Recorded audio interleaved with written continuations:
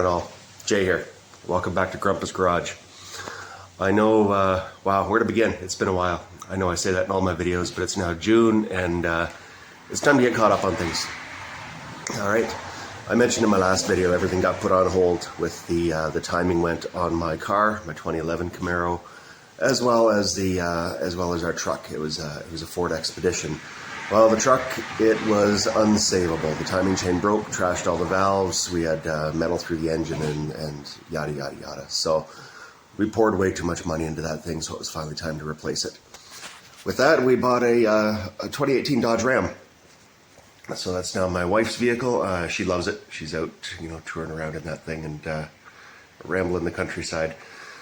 But it is now time to pick up the pace on the 86. All right, let me show you where it's at. Thanks. Sorry, before I jump into it, here's a quick shot of our livery. There's the Dodge Ram, the 86 Camaro, and of course, my son's Mitsubishi. Great car, love it.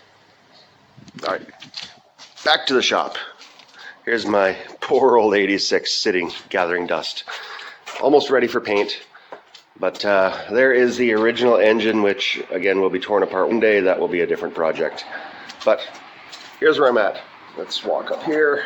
Oh boy, the shop's a disaster. 1 second. Okay, here we go. The 350 that I had together and ready to go into it.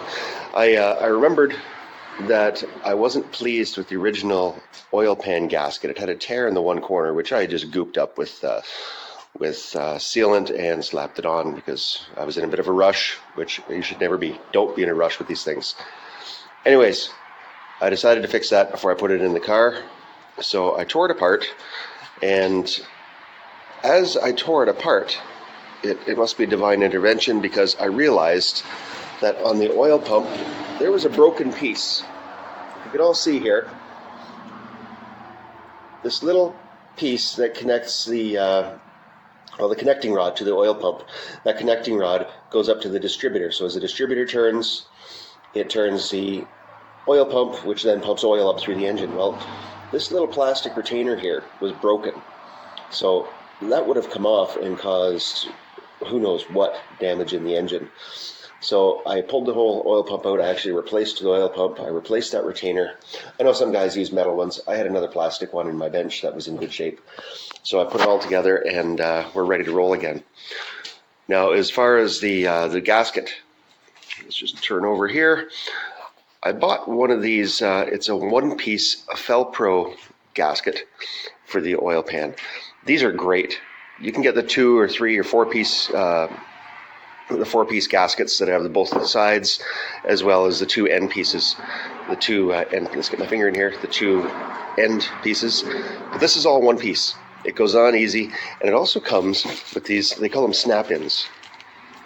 These go right in the holes on the block and allow you to line it up and position it perfectly while you put the pan on. And then once the pan is on and the sealant is on and everything's on there, you take these out, tighten up your screws, torque them down, and everything's perfect. So I'm going to get to work on putting that on and sealing up this engine, and then we are ready to connect the engine to the transmission and drop it in. All right, see you on the flip side. All right, back. Time for a quick update. Here's where things are. Flex plate and the torque converter installed. Transmission is mounted to the engine. That went on nice and smooth, and pulled it together with the bolts, and everything's together, lined up and ready to drop in. I did take all of the chrome goodies off the engine, obviously, so that they don't get dinged up while dropping into the car, but they'll all go back on when we're done. Just a look from the other side. Where are we here? We'll take a look here. You can see the I left the steering pump on. Just they can be a bit of a pain to install when they're off the car, and I've actually got bolts going from the back side of the water pump, so I kept that all together.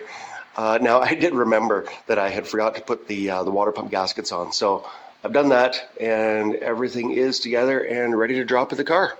All right, more updates soon. Bye all. All right, good morning. One more final update for this round. As you can see behind me, the motor is in the car. It's finally in. It fit in quite nice. A little bit of work trying to get the angle in there, and slid down and in. Had to raise the car, lift the transmission, and lower the engine and slide it down and back. But it's in. The engine mounting bolts are in. I've got the new engine mounts. The transmission mount is in, and everything is secured. Now it's on to wiring and plumbing. All right. See you on the flip side. Bye all.